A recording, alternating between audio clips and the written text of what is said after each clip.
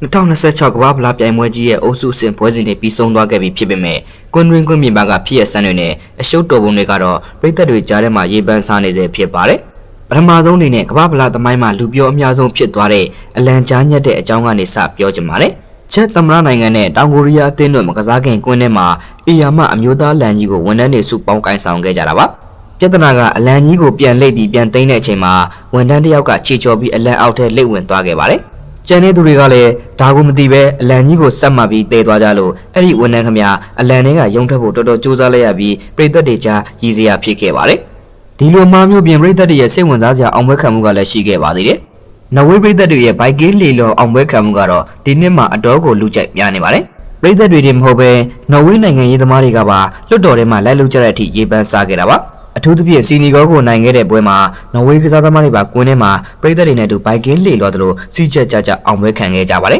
။ဒါပေမဲ့ပျော်စရာတွေကြီးပဲလားဆိုတော့မဟုတ်ပါဘူး။အငင်းပွားဝေရာတွေလည်းရှိခဲ့ပါတယ်။ဂျာမနီနဲ့ဂျူယာဆောင်အသင်းတို့ကစားတဲ့ပွဲမှာ VR တာဝန်ကျတဲ့ဩစတြေးလျဒိုင်လူကြီးရှောင်းအီဗန်ကကင်မရာကိုကြည့်ပြီးထူးဆန်းတဲ့လက်ဟန်တစ်ခုလုပ်ပြခဲ့ပါတယ်။အဆိုပါလက်ဟန်ကလူမျိုးရေးခွဲခြားရေးဝါဒီတွေအတုံးနဲ့အမှတ်အသားဖြစ်နေလို့လူမျိုးရေးအရှုပ်တော်ပုံဖြစ်သွားခဲ့ပြီး FIFA ကစစ်ဆေးခဲ့ပေမဲ့ဒိုင်လူကြီးကဒါဟာသူ့အလိုလိုလှုပ်ရှားသွားတဲ့မြည်ရွယ်တဲ့အပြုအမူပါလို့ဖြေရှင်းခဲ့လို့အပြစ်ကနေကင်းလွတ်ခွင့်ရခဲ့ပါတယ်။အခုတစ်ခါမှာတော့လူတွေထက်ပိုပြီးနာမည်ကြီးနေတဲ့မက္ဆီကိုရဲ့ပြည်သူ့အသေးကျော်ဘဲကလေးမာလင်အကြောင်းကိုပြောပြချင်ပါတယ်။နိုင်ငံသားရဲ့အင်ဂျင်နဲ့ခြေအီလေးတွေဝတ်ထားတဲ့မာလင်ဟာမက္ဆီကိုရဲ့အမှတ်တညာဖြစ်ုံနဲ့မကပဲမက္ဆီကိုစီးတီးမြို့ရဲ့တရားဝင်တပ်သမန်အဖြစ်ကျင်းပခံခဲ့ရပြီးမက္ဆီကိုသမ္မတကလော်ဒီယာရှိန်ပန်းနဲ့ပါတွေ့ဆုံဝင်ရတဲ့အထိအောင်မြင်နေတာပါ။ဒီလိုချစ်ဖို့ကောင်းတဲ့အဖြစ်အပျက်တွေရှိသလို FIFA ရဲ့တင်းကျပ်လွန်းတဲ့ကုန်မှတ်စိတ်စည်းကမ်းချက်တွေကြောင့်လည်းလူပြောများခဲ့ပါသေးတယ်။ FIFA ငွေမပေးထားတဲ့ဘက်စမွန်စားကိုမှအခမဲ့ကြော်ညာခွင့်မပေးတဲ့အတွက်အမေရိကန်ကလက်ပိုက်အားကစားကွင်းကြီးကို San Francisco ကွင်းဒေသအားကစားကွင်းလို့နာမည်ပြောင်းလဲရသလိုကွင်းတွေက logo တွေကိုပါ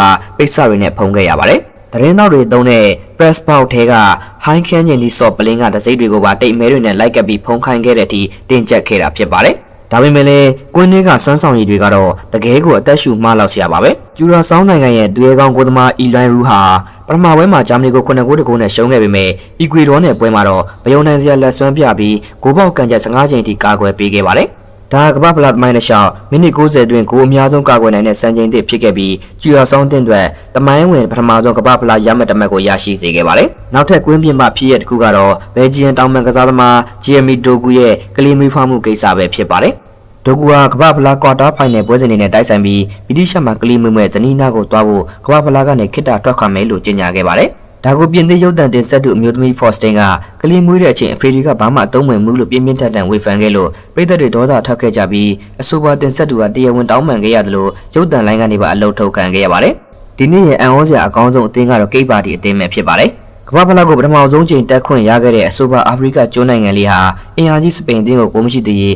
ဥရုဂွေအသင်းကိုလည်း2-0စီတီးကစားခဲ့ပြီးကမ္ဘာဖလားပြိုင်ပွဲကြီးကိုရိုက်ခတ်ခဲ့ပါတယ်။ကစားသမားကီဗင်ပီနာရဲ့လှပတဲ့အဖရိကကိုနဲ့ကိုသမားဘိုစင်ညာတို့ရဲ့စွမ်းဆောင်ရည်တွေကြောင့်ကမ္ဘာဘောလုံးပြည်သက်တွေရဲ့ချီးကျူးမှုကိုအပြည့်အဝရရှိခဲ့ပါတယ်။စံချိန်တွေကြောင့်ပြောမယ်ဆိုရင်တော့ပေါ်တူဂီစတာခရစ္စတီယာနိုရိုနယ်ဒိုကိုချန်ထားခဲ့လို့မရပါဘူး။အုပ်စုပထမပွဲမှာပေါ်တူဂီကကွန်ဂိုနဲ့တေးကြခဲ့လို့ရိုနယ်ဒိုရဲ့ခြေစွမ်းကိုအသင်းပေါ်ကြောင်နေဘက်ကစဝေဖန်ခဲ့လို့အငင်းပွားမှုတွေဖြစ်ခဲ့ပါတယ်။ဒါပေမဲ့ရိုနယ်ဒိုဟာနောက်ပွဲမှာဥဇဘက်ကစ္စတန်ကို9ဂိုးပြတ်နဲ့နိုင်တဲ့ပွဲမှာ2ဂိုးသွင်းပြပြီးကမ္ဘာဖလားပြိုင်ပွဲ6ချိန်ဇက်တိုက်ဂိုးသွင်းနိုင်တဲ့ပထမဆုံးသောတမိုင်းဝင်ကစားသမားဖြစ်စံချိန်တွေကဝေဖန်မှုတွေကိုတုံ့ပြန်ခဲ့ပါတယ်။နောက်ဆုံးအနေနဲ့ကမ္ဘာဖလားတမိုင်းကိုအလဲထက်လှုပ်သွားခဲ့တာကတော့လီယိုနယ်မက်ဆီပါ။လက်ရှိချန်ပီယံအာဂျင်တီးနားအသင်းရဲ့အသင်းကောင်းဆောင်မက်ဆီဟာအယ်ဂျီးရီးယားနဲ့ပွဲမှာဟက်ထရစ်သွင်းခဲ့ပြီးဩစတြေးလျနဲ့ပွဲမှာလည်း2ဂိုးထပ်သွင်းခဲ့ပါတယ်။ဒါကြောင့်သူဟာကမ္ဘာဖလားသမိုင်းတစ်လျှောက်သွင်းဂိုး18ဂိုးနဲ့ဂိုးအများဆုံးသွင်းထားတဲ့ဂျာမနီကကလိုစီရဲ့စံချိန်ကိုကျော်ဖြတ်ပြီးကမ္ဘာဖလားသမိုင်းတစ်လျှောက်ဂိုးအများဆုံးသွင်းယူသူအဖြစ်စံချိန်တစ်တင်နိုင်ခဲ့တယ်လို့ကမ္ဘာဖလားပွဲအများဆုံးကစားသူစံချိန်ကိုပါ